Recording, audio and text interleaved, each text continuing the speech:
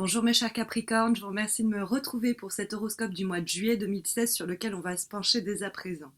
Alors il semblerait que ce mois-ci, ce soit un mois où il ne faut pas hésiter à se lancer dans l'inconnu, à peut-être saisir des opportunités que la vie nous met sur le chemin, peut-être même à les provoquer, ces opportunités, puisque nous avons la carte du battleur qui se trouve dans les aspects positifs et qui va toujours encourager les prises d'initiative, les nouveaux projets, les nouvelles relations, tout ce qui instinctivement va vous mettre sur un nouveau chemin, va vous faire eh bien, innover, ou en tout cas peut-être vous former, devenir un apprenti, c'est-à-dire vous former à quelque chose qui était jusqu'à présent inconnu pour vous.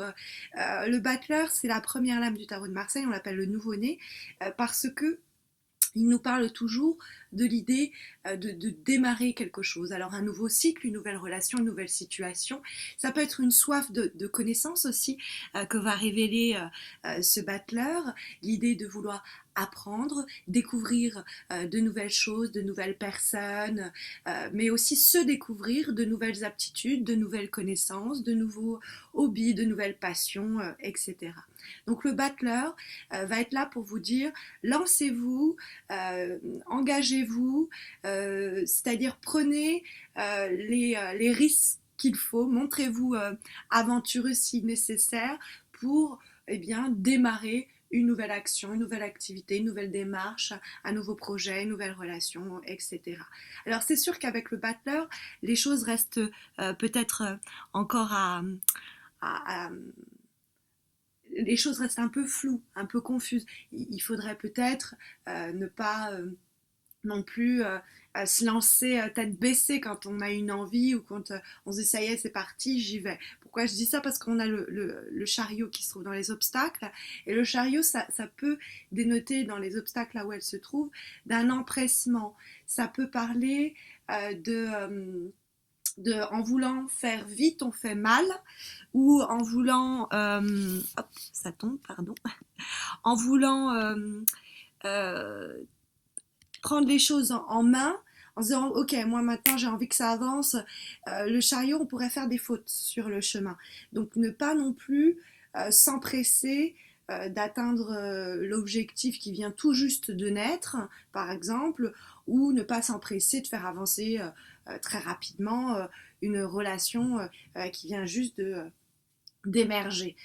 Parce que le chariot peut voilà à vouloir vite faire ou faire avancer les choses, il pourrait mal faire par sa soif d'envie d'aller vite. Alors c'est vrai que c'est une carte aussi qui peut vous mettre en carte la carte du chariot contre des personnes autour de vous qui pourraient se montrer un petit peu arrivistes, qui pourraient être eux-mêmes les personnes qui n'hésitent pas à marcher sur les pieds des autres pour arriver là où ils veulent. Donc méfiez-vous de cela. Ne soyez pas cette personne, ne soyez pas celle qui n'hésite pas à piétiner les autres pour arriver là où vous souhaitez arriver.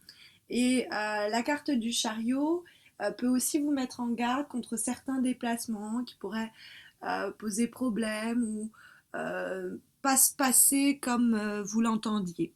Enfin, la carte du chariot symbolisant le domaine professionnel, ça peut nous dire que le domaine professionnel n'est pas favorisé, ou alors ce nouveau début, ce nouveau démarrage peut parler justement d'une carrière, et dans ce cas-là nous dire, ok, les choses prennent forme doucement, décidément, les choses prennent forme doucement, mais c'est pas pour autant que ça va aller vite, et encore une fois, il y a cette idée de ne pas se presser, quoi. Prendre les choses calmement, parce que il y a encore de l'instabilité dans l'idée, dans le projet, ça émerge dans la relation ou quoi au caisse. Parce qu'on a la carte de la roue de fortune en termes de vibration qui fait guise, qui va nous dire ok, les choses sont en train de bouger, les choses sont en train de se mettre en mouvement, mais le mouvement est en cours.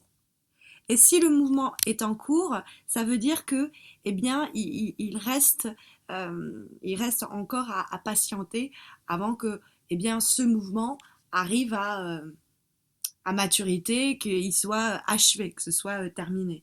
Là, on est encore dans quelque chose qui doit se mettre à bouger. Il y a des métamorphoses possibles de la situation euh, décrite.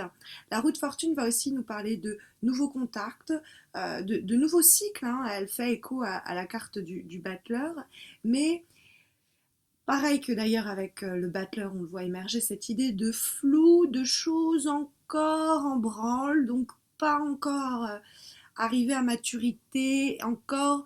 Du coup, il y a encore des surprises qui nous attendent, quoi. On pourrait à peu près dire ça avec cette carte-là. Et puis, nous avons l'étoile qui vient donner la tendance majeure à ce mois-ci. C'est un très beau combo, hein, la roue de fortune et l'étoile. C'est normalement la chance qui tourne en notre faveur.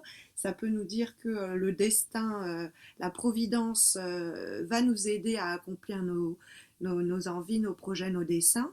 Mais maintenant, il y a une forme quand même de passivité qui s'exprime à travers la carte de l'étoile et qu'on voyait à travers la roue de fortune dans le cadre de cette passivité, pas sur la roue de fortune, c'est une carte de mouvement, donc les gens diront bah, elle n'est pas passive.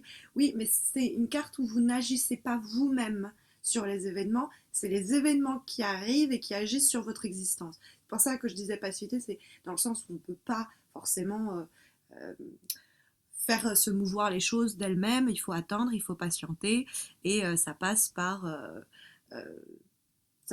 l'idée d'espérer et de se montrer patient et de ne pas aller plus vite que la musique, quoi. Ça on le voyait déjà avec la carte du chariot.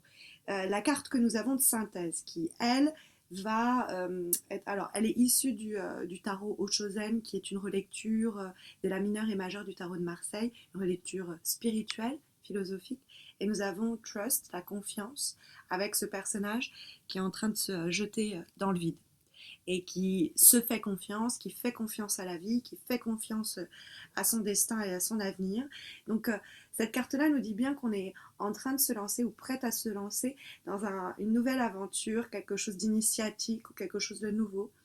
Et il va falloir eh bien, se jeter sans parachute, quoi. Il va falloir prendre sur soi et dis donc, je suis désolée, je l'ai mal fixé. Mais du coup, la carte de la confiance va dans l'idée que on est sur le bon chemin. Hein. On est en train de réaliser, on est en train de se lancer, on est en train de démarrer quelque chose. Et il faut se faire confiance, il faut faire confiance à l'existence.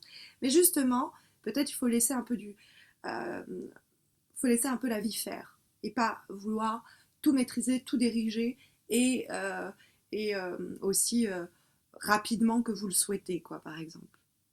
Voilà dans les conseils qui vous sont formulés pour ce mois de juillet, mes chers Capricornes. J'espère que ce tirage saura vous aider, vous aiguiller au cours de ce mois. C'est l'occasion pour moi de vous inviter à me rejoindre sur Facebook où j'organise un concours chaque mois pour vous permettre de remporter un tirage personnalisé gratuit. Et puis de vous inviter à ma chaîne YouTube si ce n'est pas encore fait. Vous êtes 5000 abonnés et un peu plus à me suivre. Et il y a eu déjà plus de 800 000 vues sur ma chaîne. Donc je vous remercie pour tout cela. Je vous souhaite à tous et à toutes un très bon mois de juillet. Je vous retrouve à la fin de ce mois de juillet pour les horoscopes du mois d'août. Je vous dis à bientôt, j'espère.